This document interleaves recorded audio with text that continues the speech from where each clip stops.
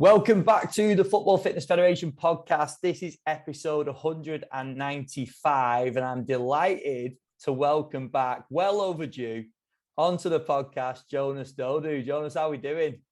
Very good, mate. How are you? I'm very good. Now, you're a busy man. I know you've got a lot going on, so I really appreciate you freeing up some time and coming on for a chat. Always good to talk. Always good. It is, mate. You've been doing some absolutely quality stuff, and I'm excited to dive into some of it on here today. So we'll start off. It's been a little while since we had a chat. I actually wrote the date down, so it reminded me. So it was start of 2019. We actually did that last podcast, which is mental. Cool. But can you give a little bit of background, but mainly a bit of an update in terms of what's going on with the business, with yourself, give people a bit of an idea what's going on? Okay, I'll try not to ramble, so I'll just give you whistle-stop tour. I'm a coach. I love coaching and started in rugby and rehab, and have rehabbed and coached many rugby and football players over time, but track and field has been my focus. Coached some really good kids from the age of 16 till they were in their 20s, and a large amount of them, maybe a greater proportion than usual, have gone to the Olympics and have got medals and have run sub 10. Hit COVID, and everything disappeared. My ability to coach athletes, probably a bit of my mental health, all of my business, all of my contracts, my consultancies of clubs, and probably spent 6 months not knowing what to do, but just playing in the garden because it was sunny and it was COVID and my kids were home, and probably the best summer I've ever had, in fact. So we've lost loved ones, and it's been tough on us from a family and business level, but it really changed my mindset about what work to life balance really should look like. And so since we found the software that we really liked, we created some courses. I decided that another pandemic could come, or I could drop down dead and I would have nothing to give my kids. So I realized scaling a business and developing something that worked for me was really important, was high on my priorities, but didn't want to do something that wasn't part of my passion. So I just made it up and realized that, okay, well, there are coaches around the world who consult with us or send us emails or send us video, and that, okay, there's lots of coaches still arguing about different models for sprinting. Some coaches still arguing that sprinting is or isn't relevant for team sports. So these were my passion. These were the nice arguments or debates or discussions I like to have, and were the natural consulting opportunities that were coming to me, not even that I was looking for, they were coming to me. So we, long story short, we took an app that was already in use. We used it quite a bit and got a bit of interest. We then essentially created our own and an AI to be able to make that use of that app really easy and functional and simple. And now we consult with, as of now, I go in and work with 3 Premiership football teams and some Bundesliga teams, an NFL team, Major League Baseball team, and have maybe double that amount of teams that we support with profiling. And typical profiling for us is not FE profiling or anything like that. It's take a video, set it up in a consistent way. We collect kinematics, so not just your speed across 10 meters or a flying 10, but we'll collect your step length, your step frequency. We'll collect all the kinematic and spatial temporal variables that you would get and make it very biomechanic-y. And then we'll simplify it and make it really simple for your grandma or for a physio or S&C coach. And so now I find myself mainly in team sports. I'm not ready for track and field yet, the full-time nature of track and field, but I find myself in team sports, coaching coaches, coaching physios, coaching teams of support teams in how to take a simple principle or a simple lens that we look at running technique and efficiency in, and that's projection, switching, and reactivity. I take these 3 heuristics and show teams how they sit at the top of your assessment tree, and they are and provide you an opportunity to understand efficient and effective movement. So efficient movement might be just, movement that doesn't waste energy, but effective movement is a movement that gets you from A to B in a certain time, or allows you to create a certain distance in a hop. And if you have efficiency and effectiveness, you have performance and you have health. If you only have efficiency, maybe you have health until you get overloaded by your game, and then you don't have health anymore. And if you just have performance, if you can create the values necessary to run 10 meters per second, or to be able to do a triple hop over 8.5 meters, like, you might have the physical ability, but the positions you put your foot in every time is breaking down your system, and is jarring your ankle, your knee, or your lower back, and leading to poor health.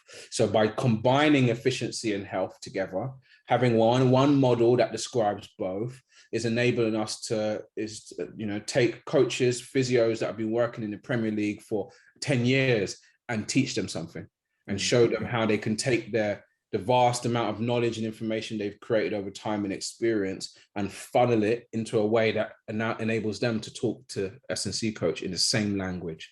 It allows them to talk to the players, all three of them, in the same language, and allows a manager to come and say, look, this player is meant to be ready and rehabbed, and I've seen him running outside. I want to rush him. I'm going to play him this weekend. And the physio can say, without emotion, I understand, coach, that he looks like he's ready, but just take a look at this simple report, and just look at the difference between his left and his right leg, or look at him prior in preseason, and now look at him now. So you think he's ready because you're excited and you need him, but this is what he looked like when he was in a good place, and we're still far away from that.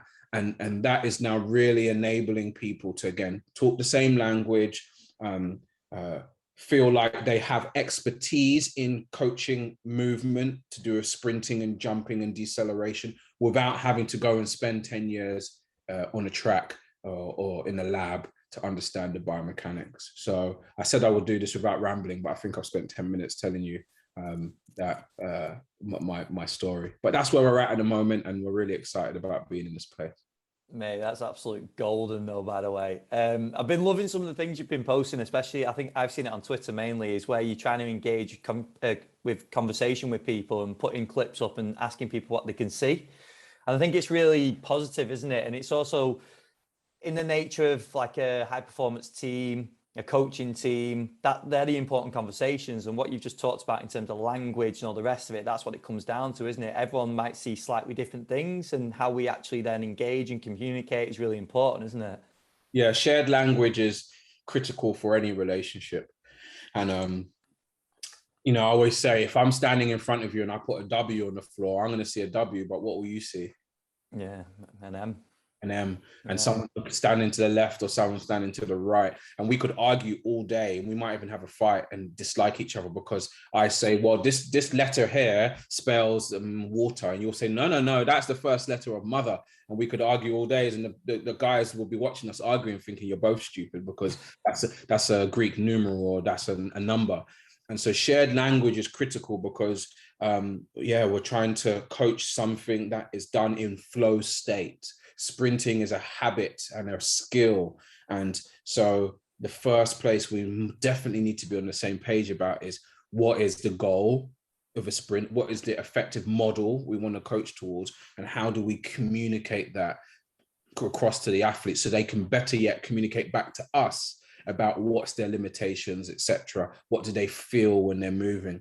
And then better yet, we can then go and design physical programs that actually have transfer to the goals that we're aiming for, not just general programs that a governing body in strength and conditioning have told us this is what we should be doing. It's more like, well, we're going to be held accountable to our players getting healthier, faster, fitter, more explosive, getting better in their positions. So we better be reverse engineering performance from football downwards, not from a clean and a counter movement jump upwards, right? And there's some correlations for some of those things, but they don't always have causative relationships. So like, just because faster players are stronger in certain movements, it's almost like, who cares? The better way to look at it is to say, this is my player right now, or this is my group of players right now, and this is the improvement I need to see on the pitch. And if I reverse engineer it to a sprint, to a jump, okay, these are the limiting factors around the hip or the ankle or the knee or the trunk control. Okay, now I'll go and design exercises or choose exercises that have a direct impact on those factors, and those factors have a direct impact on performance. And if I choose to clean, great. If I choose just to bloody leg press and do some plyometrics, whatever I choose is up to me. It's like I can pick whatever tools appropriate to address my goal. I definitely think that's a better way around. It's just going to be hard for people to consume that, because that's not how they've been taught, either in degree or either when they've had to go and do a course in order to qualify for whatever job they're working in. So it's a long road at the moment, but we have a really good cohort of coaches, professional coaches working in the game, in the Premier League, in Championship, at academy level, in the Bundesliga, who are really taking this on board and actually proving concept for us. They're taking it, they're using it and coming back and saying, this worked really well, this worked a bit, this one didn't work. Okay, why? Okay, let's reorganize our understanding of it and attack it again. So I'm learning as I'm teaching, and it's great. It's absolutely amazing. Yeah, brilliant. That really ties in nicely with what I was going to ask, and I think you've answered it a little bit there, because I wanted to relate it back to strength work, that a lot of people are going to be working with players in the gym, getting players stronger.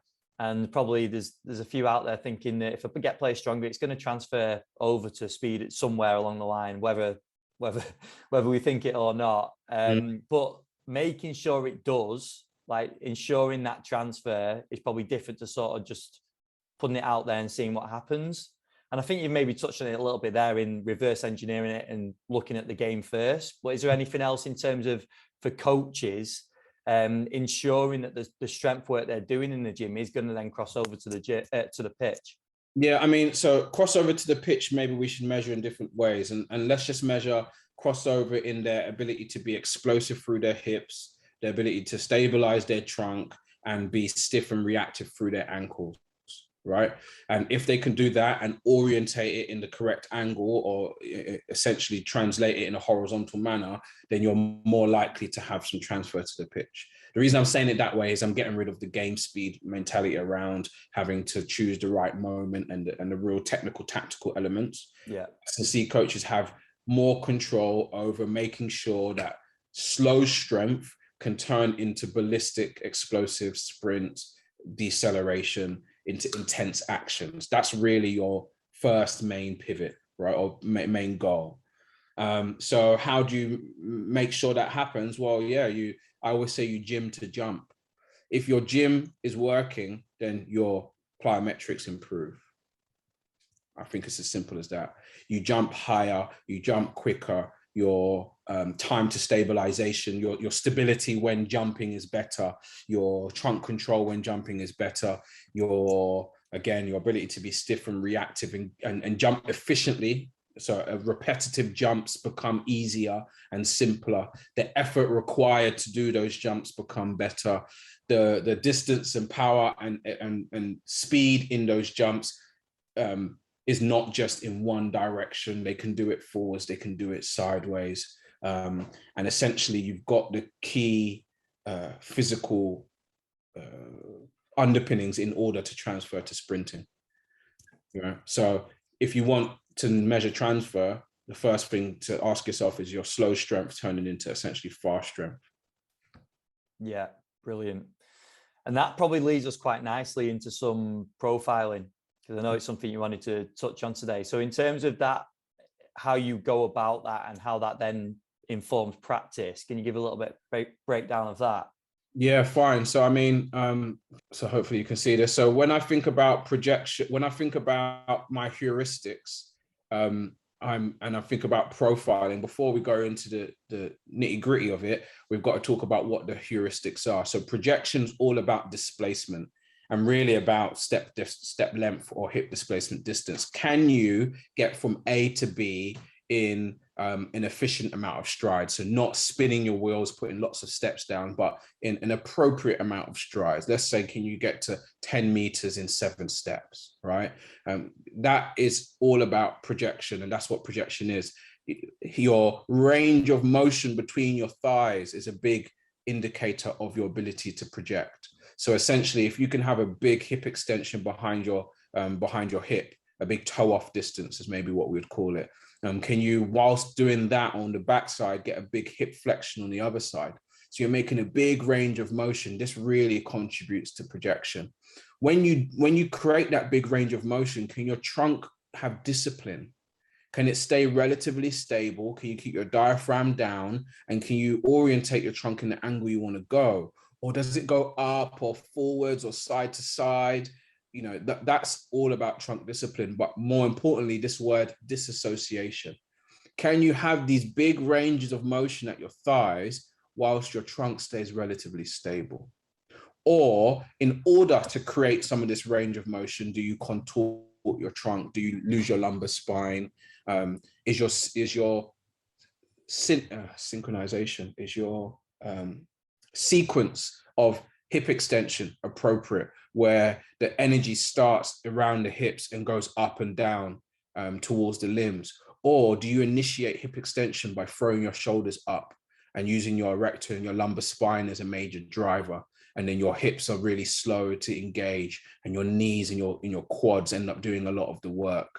You know, so there's different ways of projecting, and this sequence and this trunk control, even shin discipline to have a stable shin so your thigh can do the work. These are all things that are taught in the gym first. And you can squat or deadlift, and you can do any lift you want with or without these things. You can have very poor, in fact, sometimes it's easier to squat heavier or deadlift heavier by having poor trunk discipline, by having your hips come in last, by having your erector take care of all the work. And that's why getting as strong as up to 1 or 1.2 times body weight seems to be really effective for most people and have a really good transference rate. And anything more is like a flip of the coin. Like you can get stronger after and actually get slower. Why? Because you're no longer orientate the force the way you want to go, or because all your time is spent in slow movements and not in fast movements.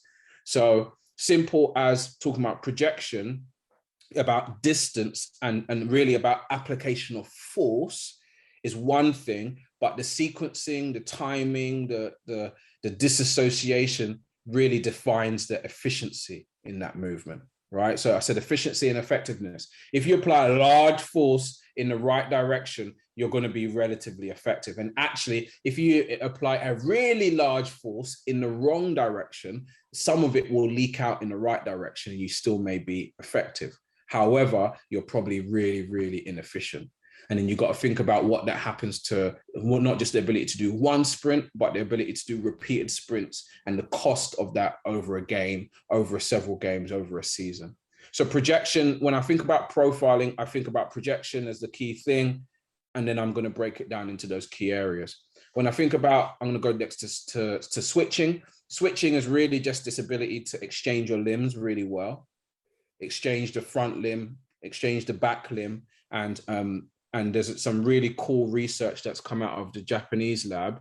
And forgive me, I always forget his name. I always just talk about the Japanese lab, but I never really reference his name. It's not on this computer, it's on my laptop.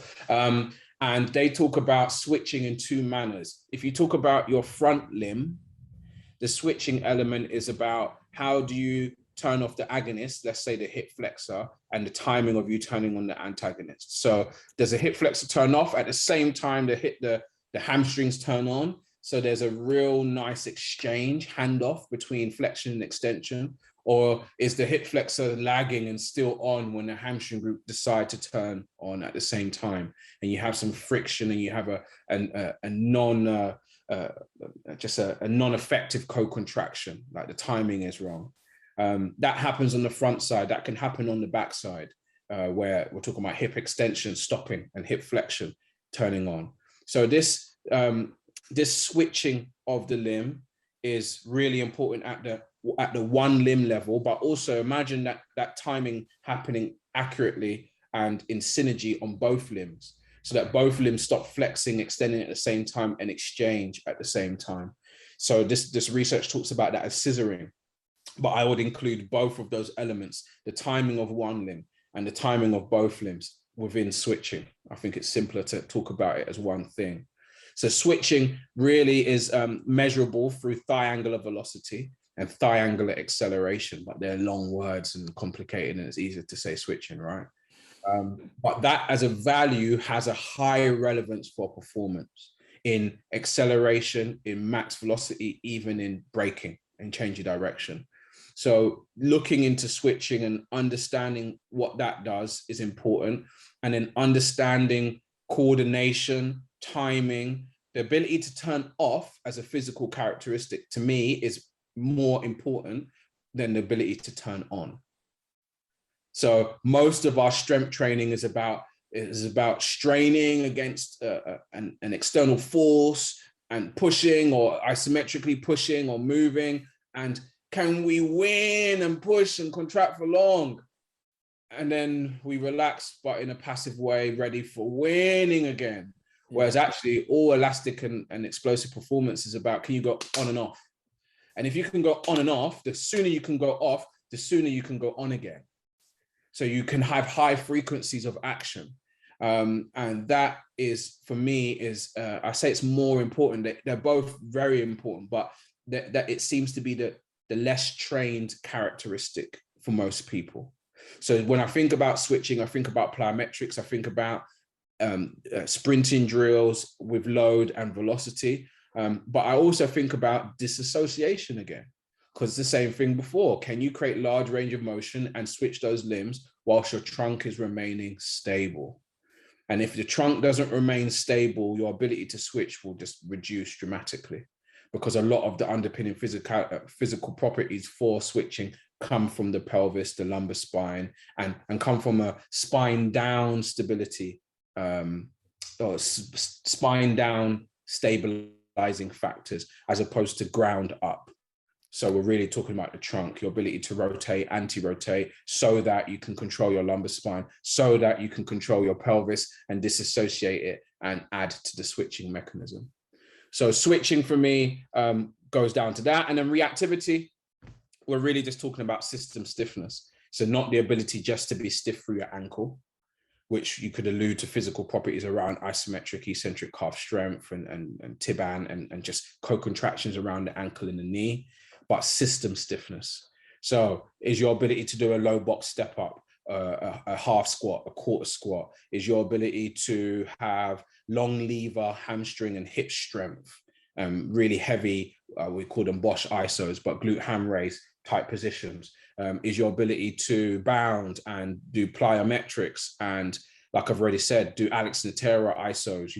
Is your ability to do those things really good, so that your system doesn't down-regulate? Because the biggest deal when you're putting a large force through your spine, or you're running at high speeds, when you're applying 3, 4, 5 times body weight through the ground, is if your system isn't prepared for it at a spinal, protecting your brain level, if you're not prepared and used to it, you'll shut off. So what happens when you shut off? You sink during the landing. You can't create the appropriate amount of tension and force during that landing. Your body says, this is dangerous. Self-preservation is the most important thing. Shut off. So actually maximum strength work, of course, provides you the ability to produce the forces that you need. But loading your spine and creating large amounts of motor unit recruitment does great things to turning off the safety buzzers in your system.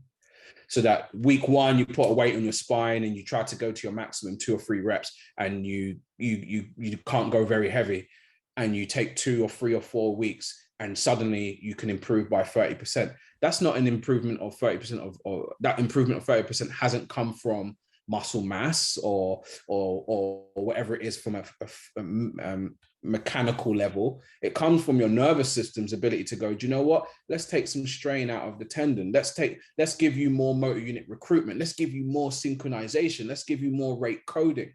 These are all neural factors that come relatively quickly and also disappear relatively quickly if you don't train it anymore.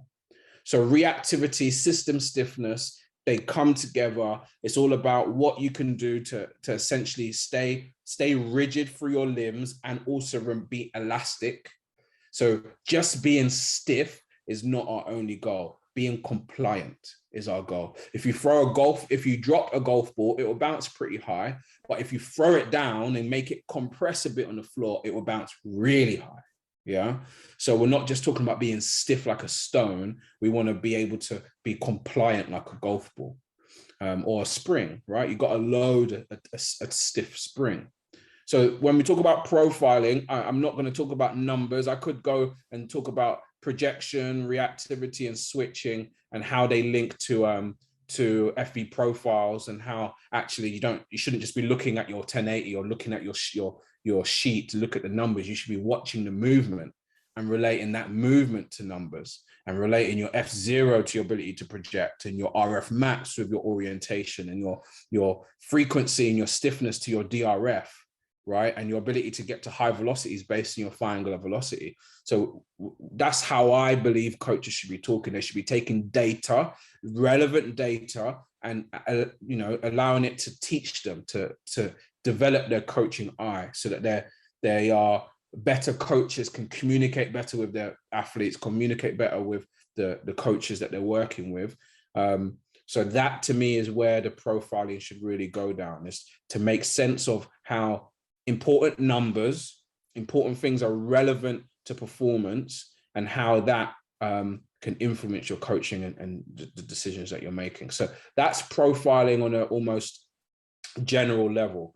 But we can look at profiling a bit more specifically and apply those concepts with something like an acceleration video. So this is what we do most of the time with many of our clients. And this is where the magic happens for a lot of people. This is where they start to make sense of what really matters, and how they apply projection, switching, and reactivity to running.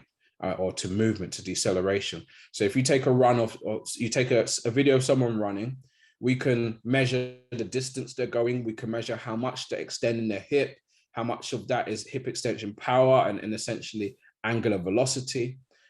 We can see what they're doing with their switching. Are they attacking down and back or not? We can see how much their ankle sinks and how stiff they are in their hips and their knee, and the timing of hip extension.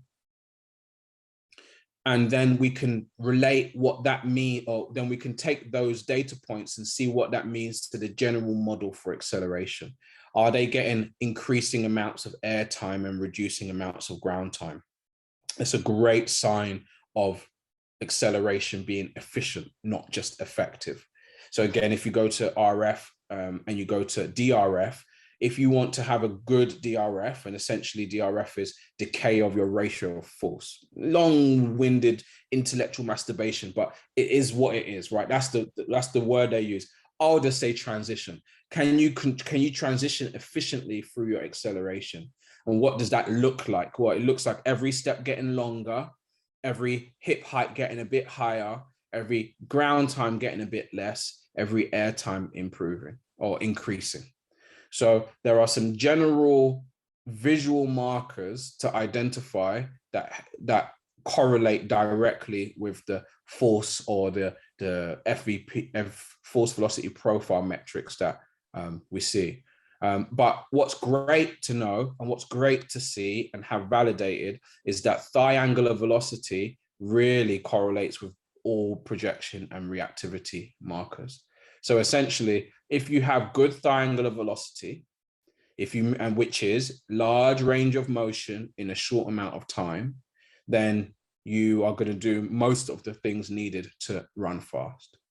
And so that's quite empowering for people, because it then allows them to go, do you know what? If I'm in early, mid, late acceleration, if I'm in upright running, it doesn't matter. I need to make sure that I don't maximize projection and I don't minimize ground contact time. That's not the goal.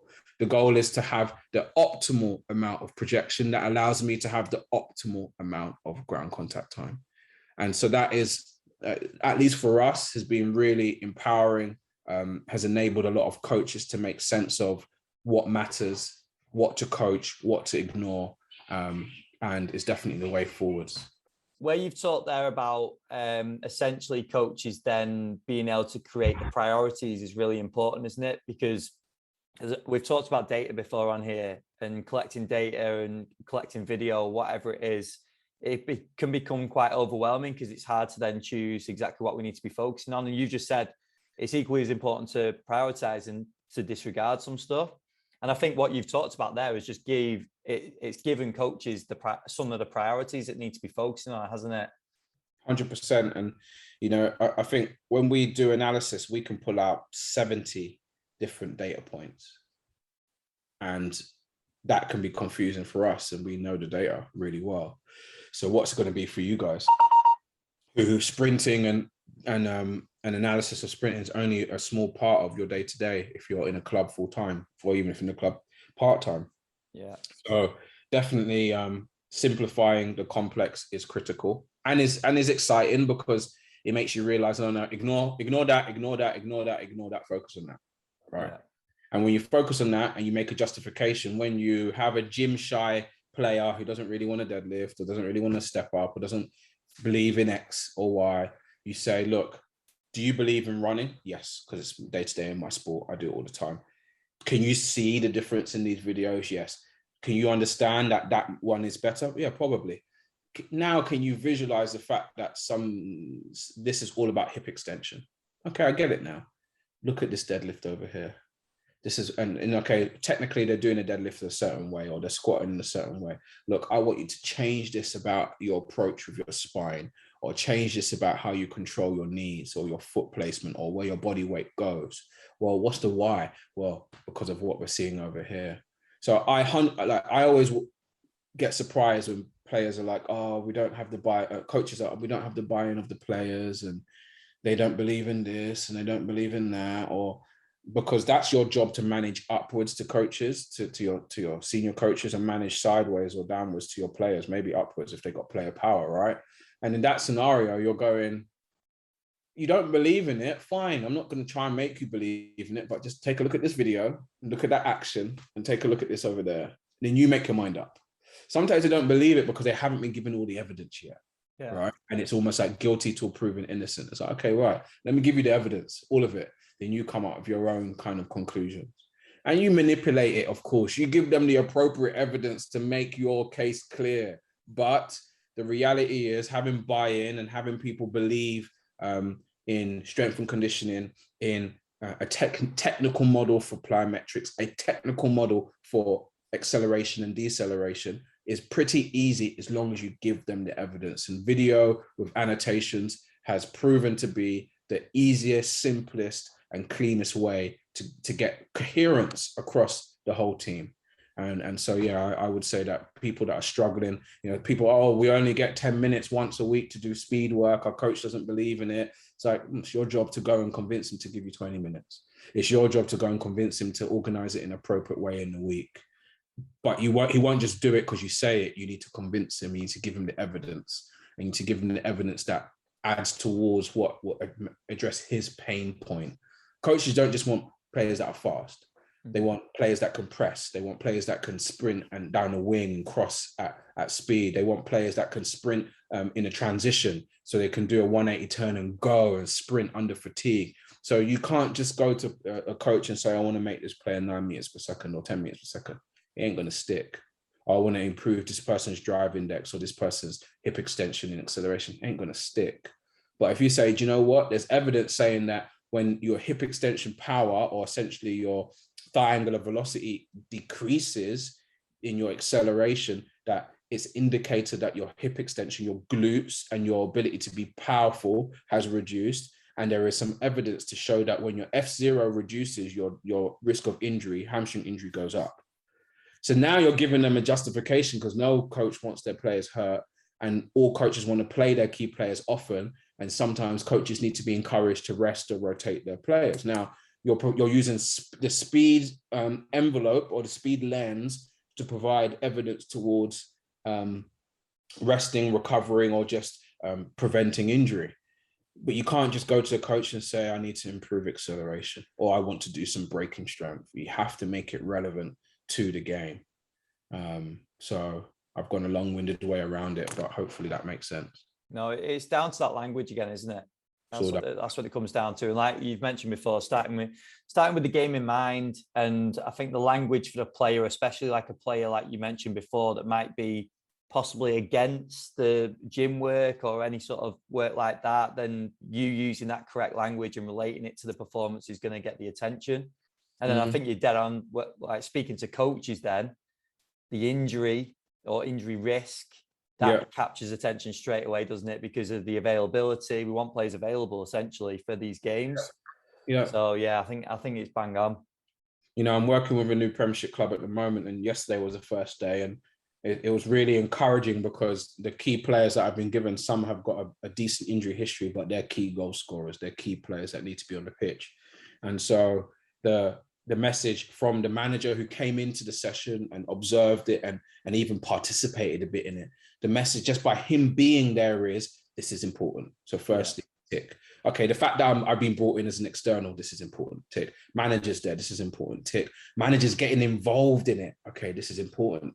Lots of ticks. And the players, I'm giving them relevant. I'm helping them understand how projection, even though we're practicing it in a straight line, we were in the gym. So we weren't even practicing it in running and jumping. We're practicing it in sprint-specific drills in the gym. But then within a few sentences or a few minutes of doing that, I'm making it relevant to them that, okay, well, being reactive is important, but just being quick, but without projecting yourself is not important. So we use the analogy of being like doing NFL drills or just doing lots of footwork around the player, but never getting past them, never creating space or taking space by projecting your hip in a certain direction. And then it clicked for the players, right? We were doing some plyometric activities and talking about ankle stiffness and preparation and the fact that you need to always be prepared for every contact. You go up for a first ball, maybe you have to go up for a second ball. If you're not stiff and ready and able to have a stiff, stable ankle, you might land in a toey ankle and have to sink all the way before you can jump again. But being reactive is all about pre-tension. It's all about jumping before you land, as opposed to landing, feeling the ground, sinking, using that as tension to then extend. So I can give relevant cues and make sense in a general movement with good habits and just good coaching, if I'm honest. But by connecting it to the manager makes it important. And actually these movements can transfer to all elements of your game and give them examples and give them opportunity to practice it. Then everything's set. Everyone gets it. Everyone makes sense. You can reverse back to the most simplest part of projection. And now you've got them because they're like, okay, I can visualize, even without being a biomechanist or a coach, as a player, I can visualize how this affects that and that affects an element of my game. Cool. I get it. I'm all in. So this session was meant to be 20 minutes yesterday. It stopped at 20. 4 players stuck around for another 10 minutes. Some other players still had more questions. And the rest of the gym stopped gymming to watch. Yeah. And in a normal case, I'm sure the coaches and the manager will say, carry on with what you're doing. But they saw the element here and they're really smart with the players they chose were players they knew that would be coherent and would get involved. And they left out certain players that maybe would be more troublesome or more challenging. It's easier for people. It's easier when people say, I want to get involved, as opposed to saying you must do it, then they rebel. So everything about the setup of the fact that we were in the gym, not on the pitch, the fact that I kept it simple and meant that and connected it to what mattered to them. And without making it a PhD, was able to describe really basic movements, basic concepts through basic movements. All of that is critical to your audience because essentially you may only have 10 or 20 minutes on the pitch, but generally you've got 2 or 3 sessions in the gym, right? You may only have 10 or 20 minutes on the pitch, but in most scenarios, you've got 20, 30 minutes to warm up inside and do your activation, your dynamics. So when people say, I've only got this amount of time to do speed, how do I coach it? I go, well, no, I've been in clubs for long enough now, in Championship, in Premier League. I don't know what it's like in a non-league club where you're training twice a week, right? And you really don't have much time. Maybe your changing room's a box and all your warm-up is outside and all of those other things. So I probably can't speak very relevant to those scenarios. But in many scenarios, you have plenty of time to teach good movement and to plant seeds of good understanding. And then your 10 or 20 minutes is not coaching, it's actually training. Your 10 or 20 minutes is out there giving them the right stimulus to get this to create the adaptation that you want. right? You're giving them your sled work, or you're doing your resisted partner work, or you're doing your sled, your hill runs, or you're doing your dribble bleeds, your scissor bleeds, you're doing your multiple plyometrics, you're doing your game speed and using your resisted sprints or your plyometrics to potentiate your game speed. You're doing the element that's going to prepare them for the next part of training. And you're separating, or you're providing opportunities to say, remember, guys, this is more to do with projection, or the first set of this, easiest one in the world, you run into 5 or 10 meters.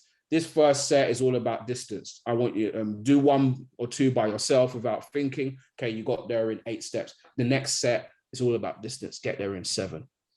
Great, you ran and got there in 7. The next set is actually about bounding. Get there in 5. Okay, great. Now I understand really about how to be big. Okay, now let's get the bands on. Now, actually, I want you to still get there in 7, but I want you to move your legs really quickly. Okay, you've moved your legs really quickly. Now let's pull it all together. I want, again, still resisted. I want you to still get there in 7 steps. But when we did it really quickly, you actually got there in 8 because you reduced your range of motion. So think about the shape you made in bounding. Think about the distance you felt, but also remember the feeling of being reactive and quick on the ground and stiff on the ground. But you're not having to coach what that feels like, what that means. You're not having to demonstrate that this is a W and this is an M. You haven't got the time, nor maybe is it the appropriate place to do it. If it's early in winter and early intro, fine. But if this is about increasing intensity to prepare them for the next part of training, coaching will take away from intensity. Lots of times in the year, in the week, in your sessions, it's definitely okay for coaching to take away intensity because you want them to develop. But what I'm saying is, if you're worried about this 10 or 20 minutes that you get, do a better job in the gym, in your pre-act, in other opportunities in the week to connect the dots, to describe the W, the M, the E, the 3, to make it really clear when I say this one word, or when we do this one action, this is how it should feel. Not this is what it should look like. This is how it should feel. Here's a video of what it looks like. When you did it like this, how did that feel? Oh, it felt like this. Okay, hold on to that cue. So next time I come to the session and I say to 20 people, this is now a projection drill, or I want you to get distance, or I want you to be stiff and be reactive. That is, everyone is hearing, or everyone's seeing W, M, E, 3, but they're translating it into whatever they need to do, and it's all going to be on the same page, right? So I'm almost saying here, less coaching should be happening when you have a small amount of time. More training should be happening during that period. And a lot of your coaching happens when you've got more time or when you're elsewhere. That's the best way to make sense of it. Whereas now in many situations, everywhere, there's training happening. Maybe a bit of coaching happening towards a technical model for a squat, not towards a technical model for a compound exercise that supports a jump or a sprint. You see, I've done that separately for a reason, because the technical model that's excellent for a great Olympic lift or a great front squat may not be the exact model that that person needs to be better at jumping or sprinting, because it may overload areas that you don't want to be the prime mover. And then the last point here, I've been talking for too long, but the last point here when I talk about the gym is sometimes the problem isn't that you're getting, that the technical model is the problem. Sometimes it's the proportion of time in a session across a cycle spent focusing on maximum strength. I think in many scenarios, people are focused on it maybe a third too much. They should be taking a third away of their maximum strength. They should be replacing it with more plyometrics. They should be replacing it with more sprint work. And actually, many people now have exogenies. If you don't, you can come and buy them from us, right? Or many people have resisted bands or like anything they can use. And not everyone is saying, you know what, normally we gym twice a week, but for the next 2 weeks, we're going to gym once a week. And actually that extra time we're going to spend throwing med ball, jumping on and off of things and sprinting more. And okay, well, there's lots of volume happening in the training session. Okay, we're not going to sprint so much. We're going to do more resisted sprints. And we're going to vary the distance, vary the resistance. Not many people are doing that. Many people are saying, look, he squatted this much last cycle, let's get him heavier again. He squatted heavier this cycle, let's get him heavier again. And they don't realize that actually, as you get heavier and heavier, sometimes you get slower and slower. And that some of the biggest rebounds, super compensation in speed happen when you are detraining from your maximal strength. See, every elite sprinter and every elite jumper knows that there's an element of detraining happening on their full lifts.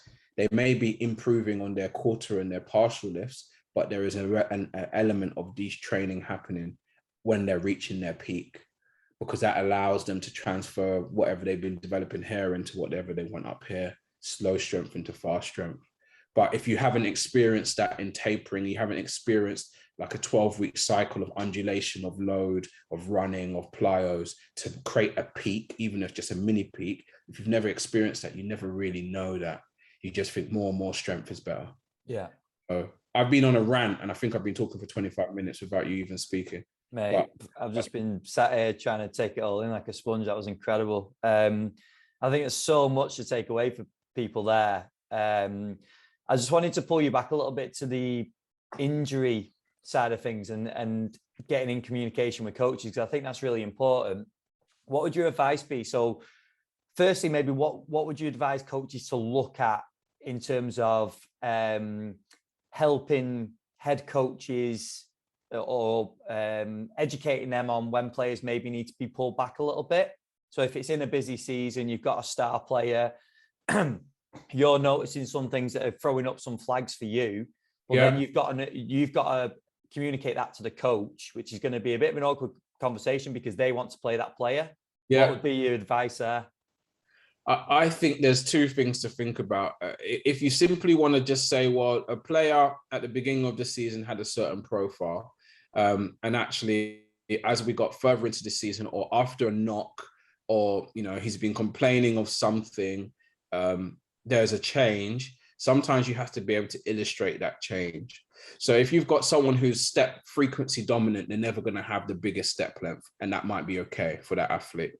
But if actually, as a result of being step frequency dominant and having some kind of knock to a limb or loss of range of motion, they have a significant drop in step length on that particular limb, you now have a bit more evidence to say there's something very different about how this person's moving. Then you could just look at the one limb versus the other limb and say, look, there's a massive difference in how they extend their hip. And as a result, the average distance across a sprint has dramatically dropped.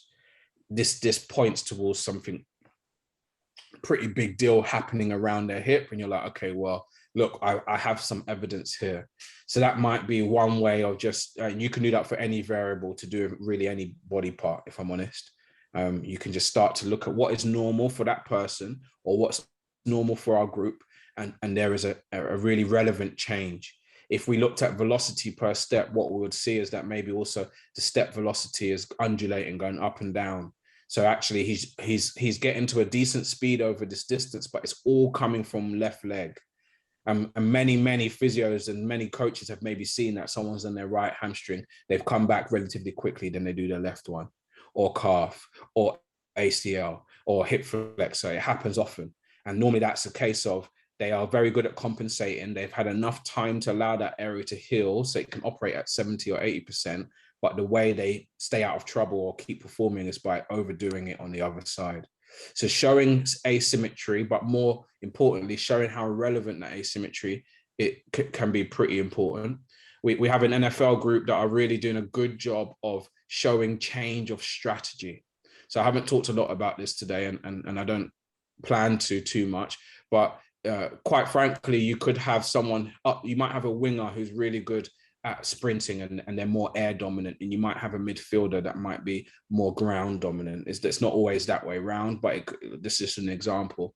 If you have an air dominant athlete who is also step length dominant, but let's just say air dominant for now, they will have some certain characteristics. They may spend more time in the air. They may be really good at switching and being stiff on the ground. So they land further under their center of mass, as opposed to someone who's on the ground, maybe keep their hips a bit lower. They may land with a bit more of a bent knee. So they might have more of a slow stretch shortening cycle type profile as opposed to a fast stretch shortening type profile. So you've now got two different running styles that really contribute to two different physical underpinning needs, right? Or underpinning physical needs. And then your air dominant guy who's really good at being stiff and being elastic may have very little knee roll and require medium ankle mobility, whereas your ground dominant person may have lots of knee roll because of just their strategies. So they might need a lot more ankle mobility. And so you start to look at strategy and understand that it's linked to physical properties. So if you suddenly had a ground dominant person who normally moves like this, choose to move like this, you've got to ask yourself why. Now, I think everybody should be able to do everything. It's just maybe not at a maximal intensity, right? You're humans, you should be able to have lots of variability.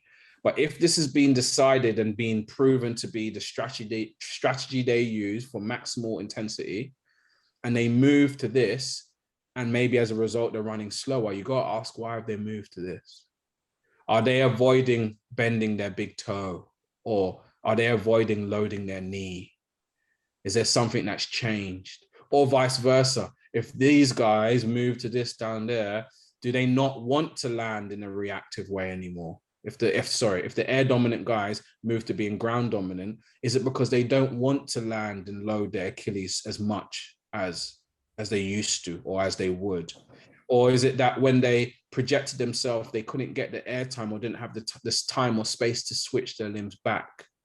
So I'm now understanding that something that's linked to a physical property can be visualized based on the strategy an athlete uses to perform a maximal task. So I have a bit more evidence to say, do you know what? Something dramatic is changing here. So I'm not just looking at the runner saying he's slower and he's using the same strategy. I'm looking at the runner saying he's slower and actually he's using a very different strategy. So what does this all mean? I think that the main thing is that data should add quality to a conversation. All of our data should be adding layers to our understanding and pieces to our puzzle. And if we have a clearer understanding of how physical, clinical based things that we're seeing in the physio room or we're seeing on the table or even we're seeing in our physical profiling in the gym, how they link to technical things to do with creating momentum and locomotion. If we have a clear link, then we can actually have a clear link. We can start to have better conversations and justifications. And we're not just saying the player feels a bit like this or the numbers are down. We're connecting the dots and we're probably visualizing it for our coaches as well. And no coach wants a player to be injured, no coach, but coaches don't always trust everyone's opinion. So again, let's take opinion out of it. Provide them with clear evidence, really make it simple for them to go A, B, and C. Here's how I connect the dots. And then you won't be convincing anyone. Instead, he'll be making a judgment risk. So I have the evidence and clearly there's a change. I choose to or I don't choose to, knowing the risk. And I think that's all you can do as a performance staff who's not in control. You can just have really clear conversations that sift through all the complexity and apply the coach of a clear model for him to make better decisions. Brilliant. That's quality. Jonas, we've tackled a few questions that actually got sent in already for this podcast, but right. You have kind of touched on this one already, but I thought I'd read it out just to see if there's anything else that you want to add to it, because it's about limited time and what to prioritize. So you've already mentioned, obviously, trying to essentially not create more time, but take advantage of every sort of time that you have with players and athletes. That's what I took from what you were speaking about. Yeah. I'll read it how Peter sent this in on Twitter. So he said, you have a coach that gives you, as an S&C, 10 to 15 minutes, 1 to 2 times per week to do some speed work. What would you focus on without any profiling being done? So maybe, I know you've mentioned that already, but is there anything you'd add to that? Well, yeah, I think everyone needs to project, react, and switch.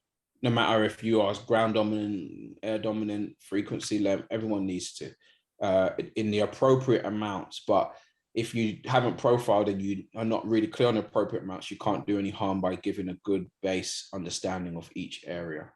So if I had 15, 20 minutes, even if I had 5, like I had 20 yesterday, right? I would be really clear about the sequencing needed for efficient projection. Use a wall drill, use a sled, use a jump, use a med ball throw, use whatever you want to show and illustrate and practice efficient projection, right? I would be really clear about what it means to be reactive on the ground, to be stiff and be bouncy, to share load and recycle energy through the ground in the appropriate ankle postures. And then I would be really clear about what it means to push to punch as a first rule of thumb. So if you want to switch and you want to get yourself to a good high knee position, I would help people reorganize, reprioritize, or rewire their flexion pattern, because flexion should be a result of extension.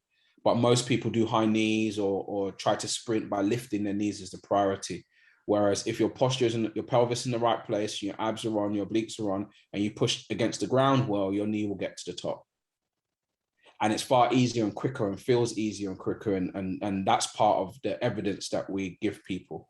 We take them through some very simple drills in different ways and show them, look, if you did it this way, how does it feel? And they go, oh, that feels all right. Now do it this way. Oh, that feels punchy. That feels snappy. That feels easier. That feels lighter. That feels like I get more from it. Those are the feelings. So cues for me, I'm on a tangent here, but cues for me aren't about a word or a shape. It's about a feeling, and giving them confidence that they can search for a certain feeling and it will result in the appropriate movement is really what you're trying to do. So I would be segregating my drills and my cues and my actions into projection, reactivity, switching. And I would be providing them with an exercise or two with a progression and regression so that they can feel what it's like to maximize that property. Then I'll allow them to run free or go and do a game or go and do an activity where they have to pull it all together at close to max intensity and feel how well it works when they pull it all together.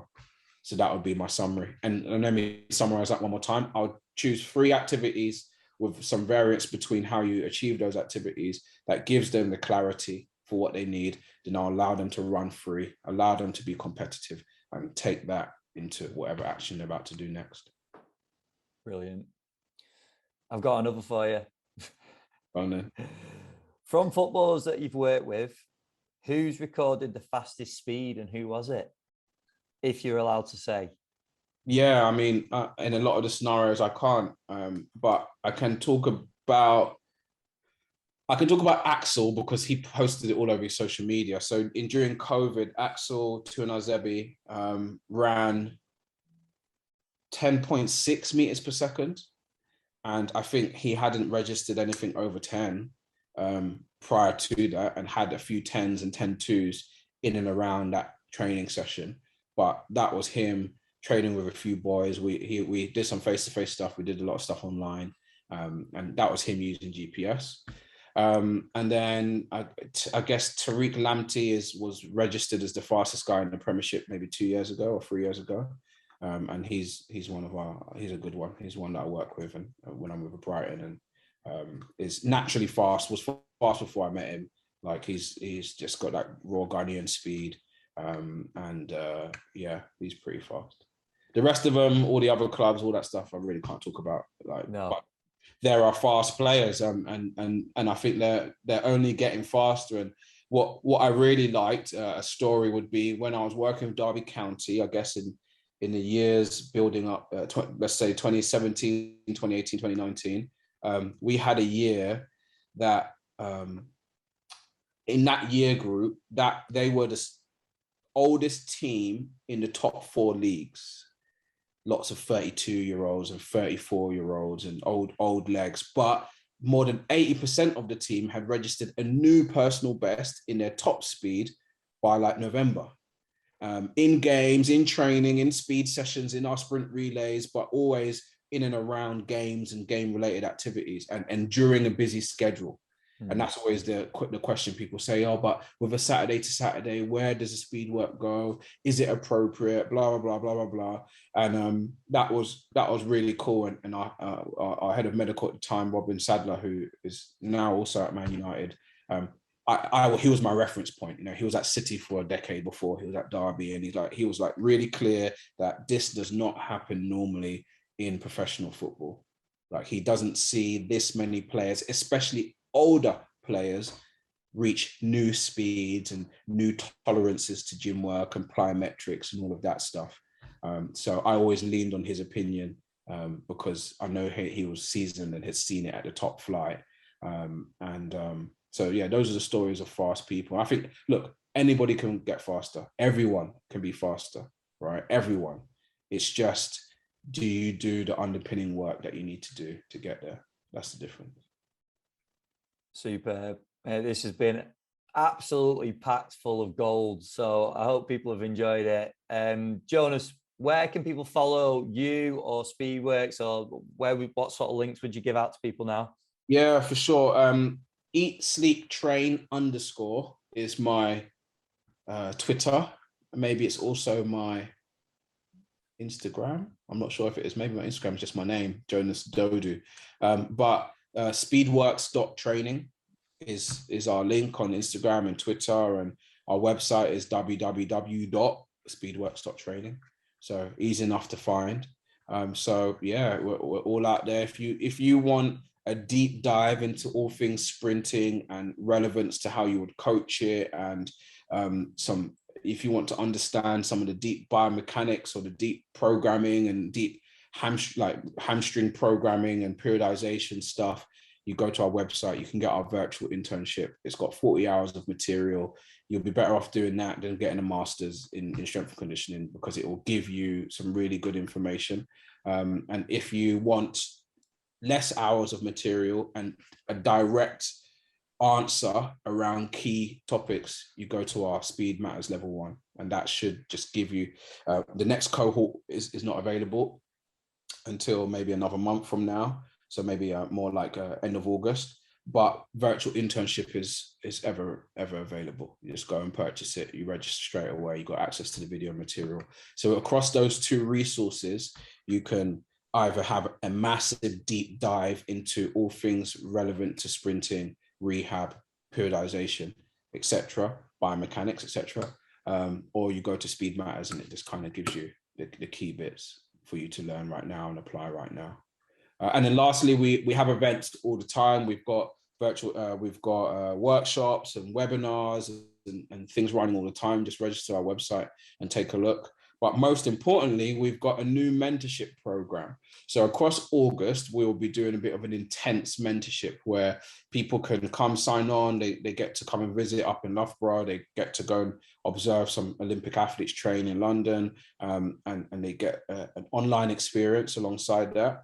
And that is going to be relatively intense. But alongside that, across the year, we want to, and this hasn't been launched yet, and actually we're still in the final stages of finalizing it, but we essentially want to go a bit of a journey with coaches who are working at all levels, S&C coaches who are fresh out of uni or working in academies, who want to meet face-to-face as a group once a month and want to be given some information to work on in between that.